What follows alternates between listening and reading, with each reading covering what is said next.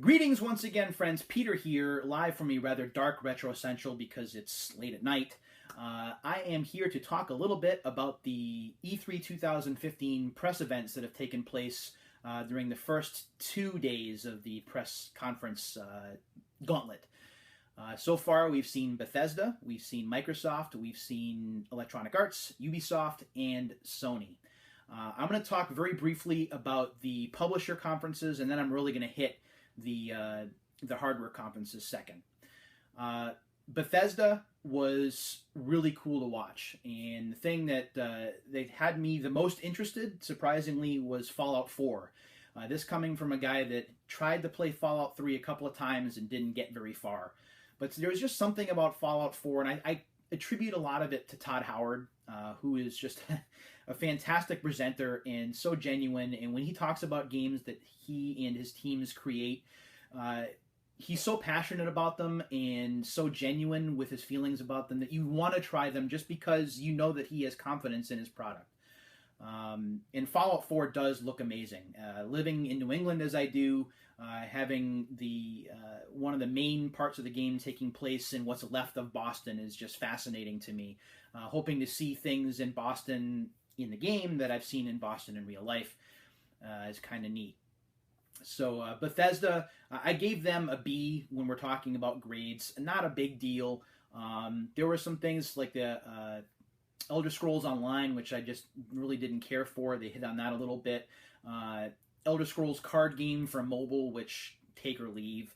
But Fallout 4 was the big thing. Doom, I thought, looked great, despite some of the criticism for over-the-top violence. And Dishonored 2 really started the trend that we've seen now for the first couple of days, where female protagonists are the thing this year. And that's certainly not a bad thing. I am all for seeing just as many female protagonists as males. And I hope that the trend continues not only this year, but in years to come.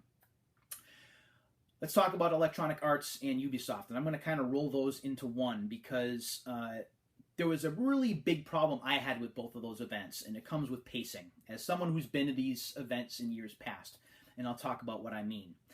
Electronic Arts and Ubisoft both started strong with theirs, with their events. EA had Mass Effect, Ubisoft had South Park. Those were just home runs to start with. People were very interested, they were engaged, they were excited, not just the people in attendance, but the people watching at home. The problems come in where you kind of interject things that don't fit or that take too long. In EA's case, the interview with Pele that took place for FIFA 16 just was too long. And not only did they lose the crowd that was there, who really 90% of them aren't interested in sports games anyway, so that's working against EA, but also just the people at home. Why is this going on so long? Let's get on to something else. Let's move on. You have to have something else to show. And EA really should understand that by now and have kind of given the cut sign to limit that interview so that it didn't get so droll. No disrespect to Pele, but that was a very difficult watch. For Ubisoft, it was the Jason Derulo impromptu performance where he's not only sounding really rough in his live performance, but trying to dance with somebody in the audience and they just kind of shy away. So that's all kinds of awkward, and nobody wanted to hear the guy perform. And again, it's more wasting my time. What are we doing here? You've already shown let's Just Dance. Let's move on. So both of those tend to wreck the pacing on what can otherwise be a solid show. For EA, showing Star Wars Battlefront at the end, Mass Effect at the beginning, and showing highlights both for FIFA and for Madden are pretty big deals. And on Ubisoft's side, games like The Division, which eventually is going to be coming out, rolling out a new Ghost Recon game is another pretty big deal, and of course, the new Assassin's Creed game. So the conferences weren't terrible, but they're in the C to C minus range for me when I'm giving grades on those. Hopefully next year we can eliminate some of the non-essential stuff, or at least keep it limited so that people can stay focused and continually seeing new information. With the publishers out of the way, let's talk about the big two that have gone so far. Let me talk about Microsoft first. The big thing from Microsoft conference to me, and the thing that I have cooled on since, but was very excited about when it was first announced, was native backwards compatibility, being able to take your Xbox 360 discs or being able to download Xbox 360 digital games to play on your Xbox One. That is a big deal. As someone who has a library of almost 100 Xbox 360 games physically and then another almost 200 digitally, that is what's keeping me really from upgrading, because I don't want to spend all of my money on an Xbox One. I'd like to be able to take my Xbox 360 if I could and trade it in towards an Xbox One and kind of limit the monetary damage, especially as a broke college student. Money is not easy to come by, so if that's something I want, I have to make sacrifices to get there. And having full backwards compatibility would have been a no-brainer. I would have done it automatically. But that's not the case. It's very limited, especially to start, and then hopefully it will grow. So it'll be interesting to see what happens there. Other things that I was excited about from the Microsoft conference, Rise of the Tomb Raider had me on the edge of my seat. I will admit it, I am a sucker for set-piece adventure games like Rise of the Tomb Raider, the remake from a couple of years ago, and Uncharted, which I'll talk about for the Sony event in a little bit. Just the things that they put Lara Croft through in that particular demo, how she's always this close to falling off the cliff or dying, but yet she somehow manages to survive despite all of this crazy stuff that's going on, just really drew me in. And I wanted to be able to be the person in control and guiding Lara through that, and I thought that was a pretty big deal. And part of the reason why I think the event was a success is because here I am without an Xbox One, and now I'm kind of wishing I had one. For the first time. This is now something that I really want to have rather than something that would be kind of nice to have. So that's a feather in Microsoft's cap. The other thing that was a big deal, and it is to me as a retro guy, I admit it, is the Rare Replay compilation disc, which has 30 games on it for $30. Boy, it's really tough not to have this coming out to other platforms, but I understand why that's the case, because Rare is Microsoft's property. But seeing home versions with gamer score / achievements for RC Pro-Am, RC Pro-Am 2, Digger T-Rock, Perfect Dark, like the original game, Conker's Bad Fur Day, both of the Banjo games, and the list goes on. That would be a no-brainer if I had an Xbox One. That would be something I would be buying on day one. Because compilation discs, if you've watched my consolation and my retro unscripted videos, you know that those are a big deal to me. To be able to pull out a disc like a Midway Arcade Treasures and just have a selection of games to play at will that I've enjoyed throughout the years is definitely a big deal. And I'm hoping that with Rare kind of breaking down the door with these compilations, that we'll see more for Xbox One and PlayStation 4 moving forward. So, with Microsoft, I gave them a solid B+. There were a couple of demos that I either had a difficult time seeing or identifying with, and it's more a personal feel. It's not necessarily that the show was bad. The show was very good. As a matter of fact, the second best that I've seen so far. But to me, there were just a couple of things that didn't quite push me over the edge in wanting to purchase the platform. So good on Microsoft. Certainly not a bad show. Well above average. Just not the best so far, in my view.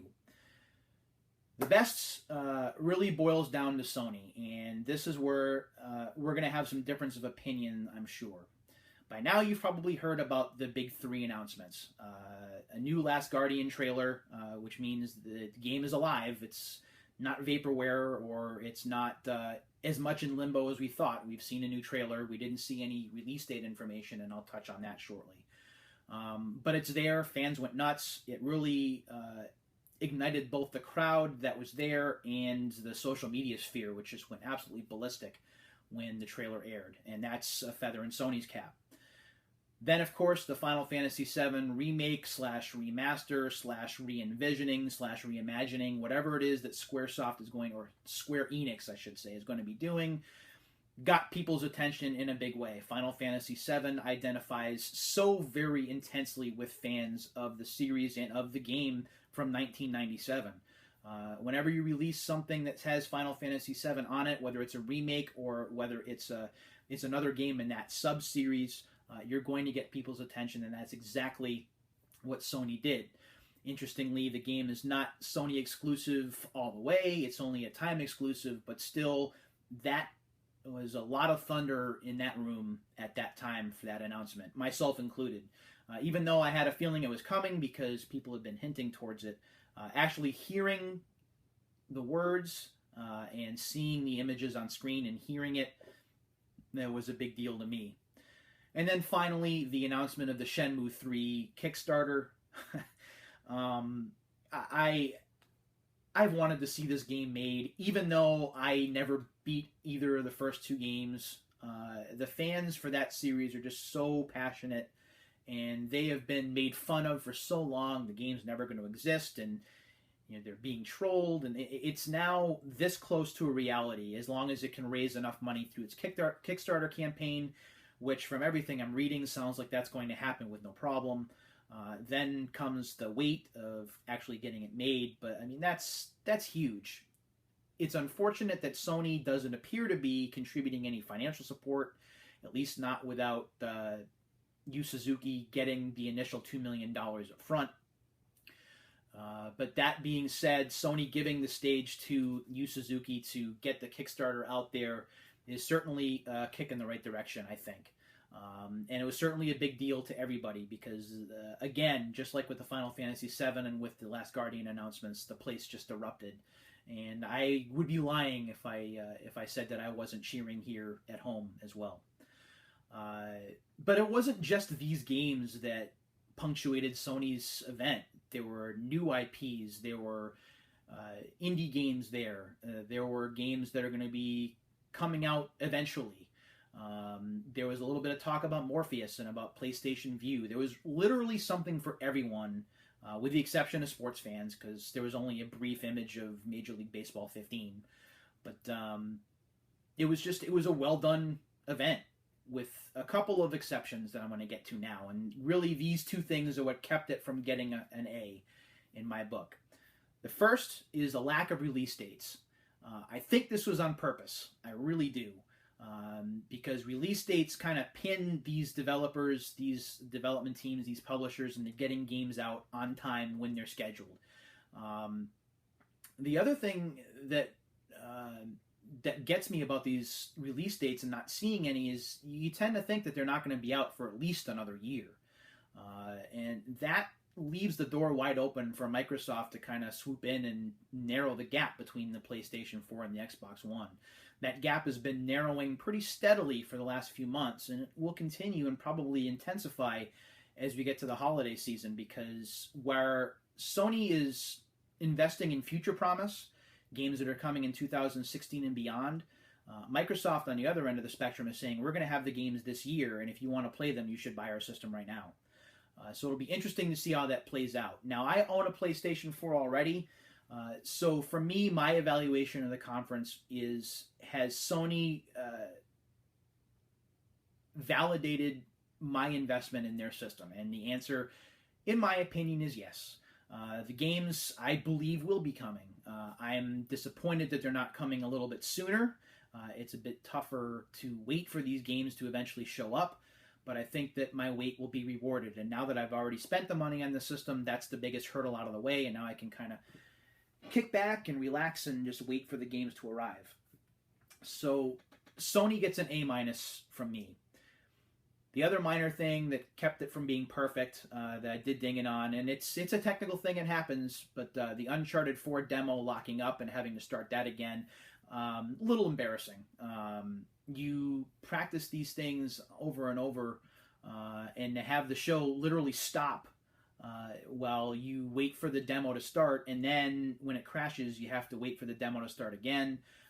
That's a little bit of a killer. Not anything catastrophic, mind you. It doesn't drop Sony down to a B or lower, but it's certainly something that was difficult to ignore, and unfortunate for Naughty Dog to have that happen at that particular time. So as it stands right now, the tote board, you have Sony on top, again, just for me, Sony on top with an A-. Then you have Microsoft with a B+. So it's a very close between the two. Then for the publishers, you have Bethesda at a B, Electronic Arts at a C, and Ubisoft at a C-. On Tuesday, we have Nintendo and we have Square Enix to come. I don't know if I'm going to do another video on those. I might. But that's where I'm sitting at this point. I am more interested in the Xbox One than I have been since it was announced. That's a pretty big win for Microsoft for me, because up to now I just didn't have much, if any, interest in the console at all. And if a press conference can give me that interest, can boost my interest that much, then to me it's a success. And as for Sony, they validated my investment in the console by showing all the promise that I was hoping for. Sure, not every game was a hit for me. Games like Horizon and No Man's Sky, I could take or leave. But the other games that I saw, the Final Fantasy VII remake that I'll be able to play on the PS4 first. Call of Duty, although everyone hates it now except me and a few other people, but getting the Call of Duty content first on the PS4 I thought was pretty neat. Also, the Final Fantasy World Builder, I forget the name of the app off the top of my head, but that looks pretty interesting. And again, I've already bought the system, so now it's just validating the money that I spent on it, and I think that was done during the show. It's too bad that the Vita wasn't mentioned more. It's too bad that Sony didn't kick in any of their own money to fund the Shenmue project and really just allowed Yu Suzuki to use the stage to kind of get the Kickstarter going. But looking at the Kickstarter numbers after only an hour or so, you'll see that the game will have no problem making its intended goal, and even then some. So that's what I thought. Again, these are just my thoughts, certainly not doing any forward-looking predictions. I've been out of the sales analysis game for some time, so I don't want to make too many calls. What I will say is that I do think that this holiday season is going to be very close, with the distinct possibility that Microsoft comes out on top in the very busy fourth quarter. Reasons for that are very simple. Microsoft has the games in the fourth quarter, whereas Sony just doesn't have the exclusives. They have third-party games that you could get on the Xbox One as well, and we'll have to see how that plays out. Will the Call of Duty partnership between Sony and Activision be enough? We'll have to find out. Feel free to leave in the comments what your rankings for any or all of the press events on Sunday and Monday were, and we'll see if we do another one of these during the day on Tuesday. Thanks for watching, everybody. I hope you enjoyed it. And until the next time, friends, take care.